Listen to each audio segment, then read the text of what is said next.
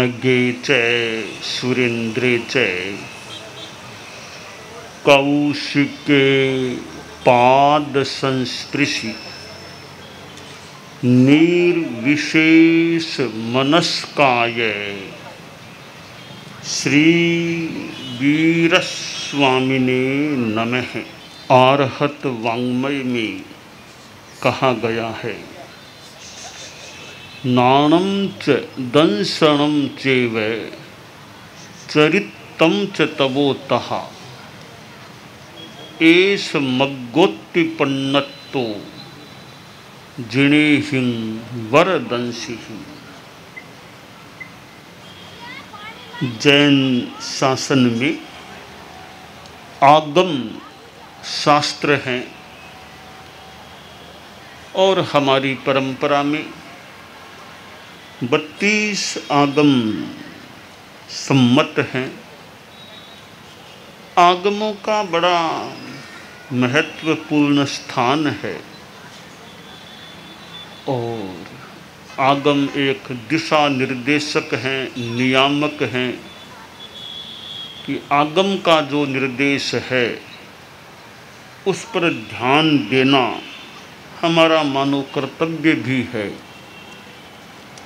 तो शास्त्र में ही एक जगह कहा गया, जो श्लोक मैंने उच्चरित किया, मोक्ष मार्ग क्या है। 4 चीजें बताई गई, ज्ञान, दर्शन, चारित्र, तप। एष मग्गो, यह मार्ग है। यानी ये चारों मिलकर के एक मार्ग बनता है। 4 मार्ग नहीं हैं कि चाहे ज्ञान के मार्ग से जाओ, चाहे दर्शन के मार्ग से जाओ। मौलिक रूप में कोरा ज्ञान भी पर्याप्त नहीं, कोरा दर्शन भी पर्याप्त नहीं, कोरा चारित्र भी पर्याप्त नहीं और कोरा तप भी नहीं। ठीक है, आगे गहराई में जाने पर कुछ कुछ एक चीज़ की विशेषता हो सकती है, पर मौलिक रूप में कोरा ज्ञान ही नहीं, साथ में श्रद्धा भी हो, चारित्र भी हो। तप तो ऐसा तत्व है, चारित्र के अंतर्गत भी उसे समाविष्ट किया जा सकता है, अलग से भी विवक्षित किया जा सकता है। यहाँ तप को अलग विवक्षित किया गया है। तो ये 4 चीज़ें हैं, ज्ञान है और इधर आचार चारित्र है। जैसे परम पूज्य आचार्य महाप्रज्ञ जी ने संभवतः एक बार फरमाया था कि नदी के 2 तट हैं। उनके भाषा में संभवतः था विचार, आचार, संस्कार, और उसको मैं भले ज्ञान आदि के रूप में भी बता सकता हूँ। तो आचार्य प्रभु ने संभवतः जो कहा था कि नदी के 2 तट, एक विचार और एक उधर का है आचार। अब तट इधर से हमें उधर जाना है तो बीच में पुल होता है, जगह जगह या पुल मिलते हैं, ओवर रेलवे, ओवर ब्रिज आदि आदि पुल मिलते। पुल से हम एक किनारे से दूसरे किनारे पर बहुत आसानी से जा सकते हैं। अगर पुल न हो, केवल नदी को ही पार करना पड़े तो थोड़ी कठिनाई भी हो तो हो जाए। पुल होने से ट्रेन क्या, सामान्य पदयात्री क्या, बस, टेम्पो आदि आदि क्या, कार के आसानी से दौड़ते हुए चले जाते हैं। ठीक है, पदयात्री दौड़े न दौड़े, कार आदि तो बहुत तेज गति से चल सकते हैं। तो ये ब्रिज और पुल बड़े सहायक बनते हैं एक किनारे से दूसरे किनारे पर जाने के लिए। तो विचार और आचार, विचार बहुत बढ़िया है, अहिंसा धर्म, सच्चाई का धर्म, संयम का धर्म, विचार तो हैं, पर यह विचार आचार में कैसे आए। तो संभवतः आचार्य श्री ने कहा था कि संस्कार का पुल चाहिए। संस्कार हो जाए तो विचार आचार में परिणत हो सकता है। और इस बात को मैं यूँ कह दूँ, ज्ञान चारित्र में परिणत कैसे होगा? दर्शन रूपी पुल बीच में मिल जाए, श्रद्धा आस्था अच्छी हो जाए, तो वो ज्ञान चारित्र में, आचार में परिणत हो सकता है। तो यह जो उमास्वाति का सूत्र सम्यक दर्शन ज्ञान चारित्राणि मोक्ष मार्ग है, वहाँ 3 शब्द लिए, आगम में 4 भी लिए हैं, यह विवक्षा हो सकती है। तो मोक्ष का मार्ग, सर्व दुख मुक्ति का मार्ग है, वो सम्यक दर्शन, सम्यक ज्ञान और सम्यक चारित्र है। आज विचार भी अच्छे मिल सकते हैं, विचार अच्छे मिलें, उन्हें सुनना भी अच्छी बात है। देखो आचार में तो कितना आ पाएगा, कितना नहीं आ पाएगा, अच्छी बातों को सुनना भी अच्छा। एक काम तो हो गया ना, कम से कम अच्छी बात को सुनते तो है ना। इतनी परिषद मेरे इधर उधर सामने उपस्थित है, तो इस धूप में गर्मी में यहाँ आकर के स्थित हुए हैं, अच्छी बात को सुनना भी अच्छी बात है। आजकल तो सुनना इतना आसान है, घर बैठे भी कई लोग घर बैठे बैठे भी सुन सकते हैं, दूर अपने ढंग से देख भी लेते हैं। तो ये अच्छी बात को सुनना भी अच्छा। कोई कह दे सुनने से क्या लाभ है, जीवन में तो उतारते नहीं, सुनने से क्या होगा? ठीक है, जीवन में उतारना तो बहुत ही बढ़िया है, पर सारी बातें जीवन में उतर जाएं यह कठिन है। आइडियल आदर्श को जान सकते हैं, तो पूरा आदर्श जीवन में आ ही जाए यह कहना मुश्किल है। आदर्श की दिशा में 2 कदम बढ़ें, 4 कदम बढ़ें, 8 बढ़ने का प्रयास करें, पर जीवन में सारा आदर्श का वीतराग बनो। बहुत बात तो बहुत ही बढ़िया है, वीतराग बनो, पर सारे साधु भी वीतराग नहीं बन पाते हैं एक जन्म में। तो आइडियल एक बात है, वो जीवन में कितना उतरे वो अलग बात है। इसलिए कम से कम सुनना भी अच्छा। 1 घंटा कोई साधु का व्याख्यान मान लो आप सुनेंगे, 1 घंटा अगर सुनेंगे तो कम से कम 1 घंटा तो आपका पाप से बच गया ना। प्राय मान ले 1 घंटा तो पाप से बचा। और ठीक है, सांसारिक लोग हैं, गृहस्थ हैं, अनेक काम करने होते हैं, 1 घंटा साधु के पास बैठे हैं, साधु का व्याख्यान प्रवचन सुन रहे हैं, आपका मन बड़ा उसमें एकाग्र है, आपका 1 घंटा तो धन्य हो गया ना, कितना अच्छा बीत गया। अब वो बातें जो सुनी वो जीवन में उतर जाएगी तो और ज़्यादा कल्याण की बात हो सकती है। सुनते सुनते कई बार, एक बार सुनने से वो बात जीवन में नहीं भी उतरे, बार बार सुनते सुनते एक समय ऐसा आता है वो बात जीवन में भी आचरणगत हो सकती है और जीवन में आ भी सकती है।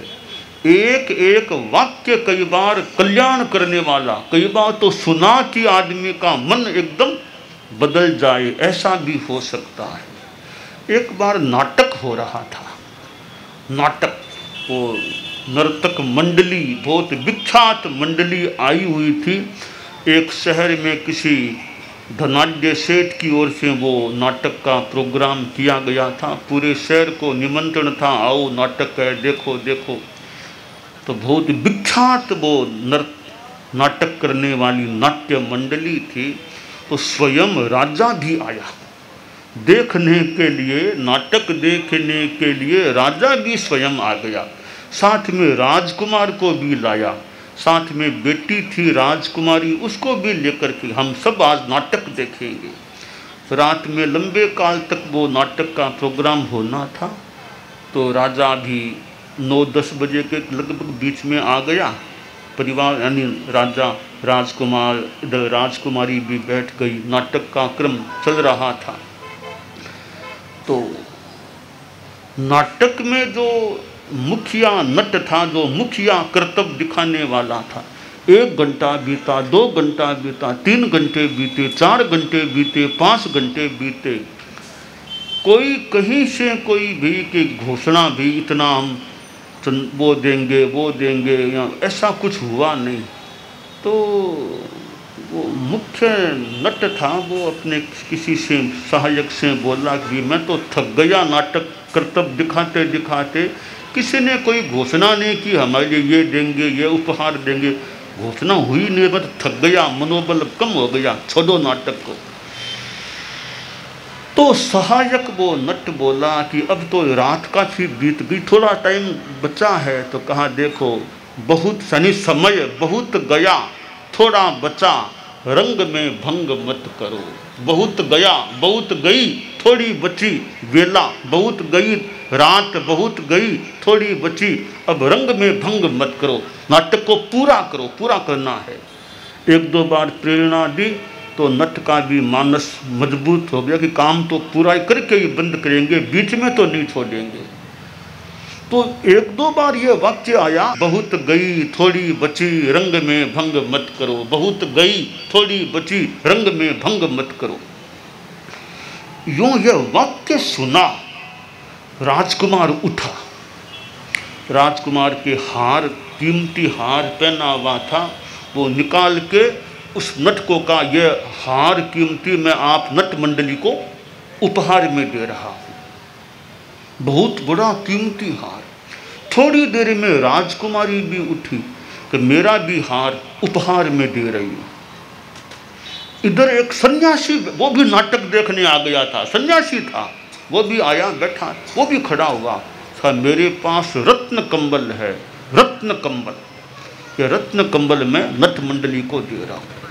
इतनी कीमती चीजें दे दी, उपहार में दे दी गई। राजा बैठा था, उसके मन में प्रतिक्रिया हुई कि राजकुमार मेरा बेटा है, इतना कीमती हार उपहार में दे दिया, मैं पास में बैठा था, मुझे पूछा तक नहीं, कम से कम पूछ तो लेता भी मैं दे दूं क्या, पूछा ही नहीं, खड़ा होकर घोषणा कर दी। तो राजा ने पूछा बेटा इतना बड़ा निर्णय तुमने मुझे बिना पूछे लेने की हिम्मत कैसे की, मुझे पूछा ही, मैं पास में ही तो था, पूछते मैं दे दूं क्या, ऐसे कैसे दे दिया। तो बोला पिताजी प्रोग्राम पूरा होने के बाद बात बताऊंगा, घंटा पौन घंटा बाद वो नाटक का तो पूरा हो गया, तो अब बता क्या बात, तुम अभी बता क्यों बिना पूछे दिया। तो पिताजी रहस्य की थोड़ी ऐसी बात है, ऐसी बात है मैं लोगों को दूर कर दूंगा, पर बताओ क्या बात। थोड़ा लोगों को दूर कर दिया कि क्या बात, बिना पूछे कैसे दे दिया। कहा पिताजी थोड़ी बात ऐसी है, आप कहो तो मैं बाद में बताऊंगा, देख लो बोले बाद में। तो राजा ने कहा ठीक है महल में चले वहाँ बताना। तो गए, सन्यासी से कहा आप भी हमारे महल में आइए, सन्यासी भी साथ में हो गया। महल में पहुँचने के बाद तो अब बता क्या बात है। राजकुमार बोला पिताजी मन की बात बता रहा हूँ, अच्छी बुरी जो भी है अब आपके सामने बता दूंगा। बात यह है कि मेरे मन में एक बात कई वर्षों से आ गई थी कि पिताजी की उम्र तो लंबी से लंबी होती जा रही है, मुझे राजगद्दी कब मिलेगी फिर। पिताजी तो आगे से आगे उम्र बढ़ती जा रही है, 75 आए, 80 आ गए, 82 आ गए, आगे से आगे बढ़ती जा रही है, मुझे भी उम्र आ रही है, आखिर मुझे राजगद्दी पर बैठने का कब और कितना मौका मिलेगा। तो क्यों नहीं किसी तरह पिताजी की हत्या करवा दूं, राजगद्दी मैं ले लूं। यह मेरे मन में विचार था, मैं प्लानिंग कर रहा था किस तरीके से कोई जहर डलवा करके भोजन में किसी तरह से पिताजी का जीवन समाप्त करना, यह मेरे मन की खराब योजना थी। हम नाटक में प्रोग्राम में बैठे थे, वो जब बोला कि बहुत गई थोड़ी बची, रंग में भंग मत करो, तो इस वाक्य से मुझे प्रेरणा मिले रे। पिताजी को 85 तो करीब आ ही गए हैं, आखिर जितने जिएंगे पितृ हत्या का पाप तो मुझे नहीं करना। बहुत गई थोड़ी, अब 85 आ गए, 85 तो वापस आने वाले संभवतः लगते नहीं है, आएंगे उतने आएंगे, क्या बात है, पितृ हत्या का काम तो नहीं, मुझे राजगद्दी मिले या न मिले पितृ हत्या का पाप तो नहीं करूँगा। यह प्रेरणा मुझे उससे मिली। बहुत गई थोड़ी बची रंग में भंग मत करो। तो मुझे पितृ हत्या से बचाने वाला वो नट मंडली का ही उपक्रम था, इसलिए मैंने सोचा इस हार का क्या मूल्य है, मुझे इतनी बढ़िया प्रेरणा मिल गई, मैंने खुश होकर उपहार में दे दिया। राजकुमारी से पूछा तुमने कैसे दिया? कि पिताजी मेरी भी थोड़ी बात यह है, अब आप पिता से क्या छिपाना, बेटी हूँ मन की बात बता देता हूँ। पिताजी मेरी एक मन की भावना थोड़ी हो गई थी कि एक युवक को मैंने देखा तो मेरी उसके साथ शादी करने की इच्छा हो गई थी, पर वो हमारी अनुकूल परिपाटी में नहीं था। तो मुझे पता था पिताजी उसके साथ मेरी शादी करेंगे नहीं, मेरा मन उसके साथ में था। तो मैंने सोचा पिताजी तो शादी करेंगे नहीं, मैं भाग जाऊंगी और उसके साथ हो जाऊंगी। मैं भागने की तैयारी में थी, जल्दी भागूं यहाँ से, उसके साथ हो जाऊं। तब यह देखा रे तो बहुत गई थोड़ी बची रंग में भंग मत करो। सोचा पिताजी वृद्धावस्था में मैं भागूंगी, इनको कितना दुख होगा, तो पिताजी के जीवन काल में तो नहीं भागूंगी, इनको तो दुखी नहीं बनाऊंगी। तो मैंने वो एक बार छोड़ दिया मेरा मन कि भागूंगी तो नहीं।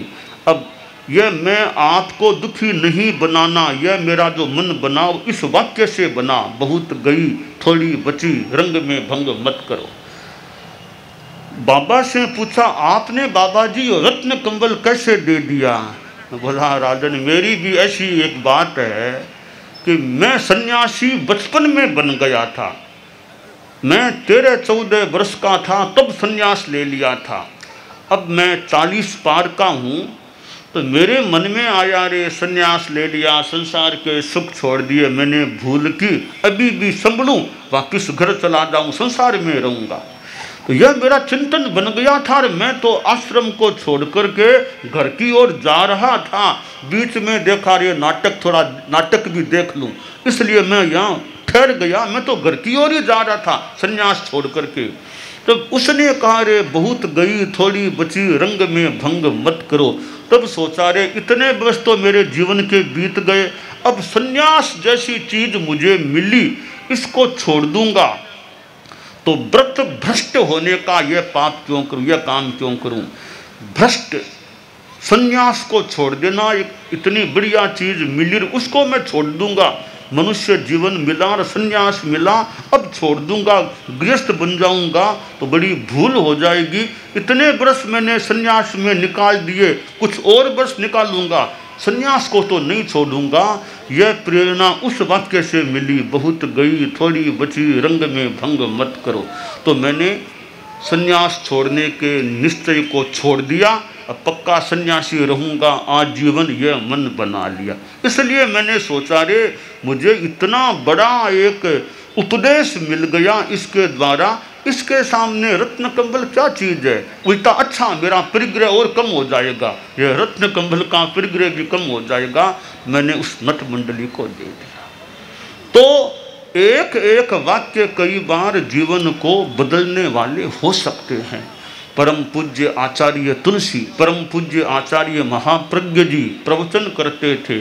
अब प्रवचन में कई बार एक एक बात ऐसी आती है कि आदमी को वैराग्य हो जाए, कभी जीवन की समस्या का समाधान मिल जाए, परिवार में कैसे जीना, व्यापार में कैसे ईमानदार आदि आदि ऐसी प्रेरणा मिल जाए कि आदमी का जीवन अच्छा बन जाए। तो ज्ञान सही हो, सम्यक ज्ञान हो, उस पर आस्था ठीक हो, फिर आचार भी ठीक हो जाए, इसका मतलब मोक्ष के मार्ग पर हम स्थित हो गए हैं, आगे बढ़ सकते हैं।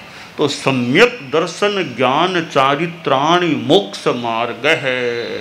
यह सम्यक दर्शन, सम्यक ज्ञान, सम्यक चारित्र मोक्ष का मार्ग है। चारित्र में साधु की ठीक है, बहुत बड़ी बात है, महाव्रतों को लेना तो बहुत बड़ी बात है।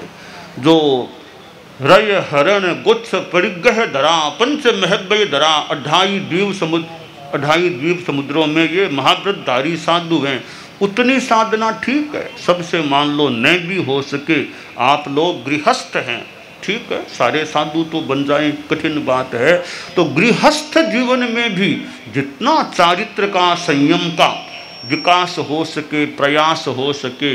एक श्रावक भी बहुत अपने ढंग से अच्छी साधना का प्रयास करे। और जो मान लो जैन भी नहीं, कोई बात नहीं, मैन तो है ना, तो अनुव्रत, हमारी अनुव्रत यात्रा चल रही है। गुरुदेव तुलसी का अनुव्रत या आंदोलन, छोटे छोटे अच्छे नियम वे जीवन में आ जाएं तो आदमी का जीवन अच्छा बन सकता है। सद्भावना, नैतिकता, नशा मुक्ति, ये चीज़ें जीवन में आ जाएं, जीवन अच्छा बन सकता है। तो मानव जीवन है, इसको हम अच्छा बनाने का, अच्छा बनाए रखने का जितना हो सके साधना का आयास प्रयास करने का प्रयास करें। क्योंकि यह जीवन अभी मिला हुआ है मानव का, बाद में कैसे क्या, कब मिलना कैसे क्या, अभी तो मिला हुआ है। इस मिले हुए मानव जीवन को हम गंवाए नहीं, व्यर्थ न जाने दें, इसका धर्म में, साधना में उपयोग करें। धन और धर्म, यह धन तो वैसे यहीं रह जाता है, आपके पास मान लो धन हो सकता है, पर वह धन तो आखिर साथ में तो जाने वाला है नहीं। धर्म का प्रभाव वो साथ में जा सकता है, तो जो साथ में जाए उस पर भी तो अच्छा ध्यान देना चाहिए। साथ में नहीं जाएगा वो तो यहाँ रहने वाला है। साथ में नहीं जाने वाले के लिए ध्यान दें तो साथ में जाने वाले के लिए तो और ज़्यादा ध्यान देना चाहिए। तो हमारा साथी वो धर्म आगे साथ देने वाला हो सकेगा। इसलिए आप लोग धन पर भी हो सकता है ध्यान देना पड़ सकता है, हो सकता है, पर धर्म को भी भूलना नहीं चाहिए, धर्म भी साथ में रहना चाहिए। क्योंकि एक नया पैसा भी साथ नहीं चलेगा। एक नयो पैसो भी थारे नहीं चालसी सागर, कर्या आप कर मास्यूं ही सुख दुख मिलसी आगर। संयम रे मार्ग पर चाल्या, संयम रे मार्ग पर चाल्या, तुलसी निश्चित है निस्तारो, तुलसी निश्चित है निस्तारो। चेतन चिदानंद चरणा में सब कुछ अर्पण। तो मेरी बात का सार है भी, अच्छी बात को सुनना भी अच्छा, जीवन में उतारने की बात तो अगली है, अच्छी बात को सुनना भी अच्छा। तो अच्छी बातों को सुनने का प्रयास करें, या कोई बात ऐसी पकड़ लें जो हमारे जीवन की दिशा और दशा को अच्छी परिवर्तित करने वाली हो, और सम्यक दर्शन, सम्यक ज्ञान, सम्यक चारित्र की आराधना करें। अच्छे विचार आचार, बीच में अच्छे संस्कारों का पुल मिल जाए, उस पुल के द्वारा हम विचार से आचार की तरफ भी आ सकते हैं। दानान सिद्धम अभयपयाणम सच्चेषु या अणवज्जं वयन्ति, तवेषु या उत्तम बंभचेरम लोगुत्तमे समणेणाय पुत्ते।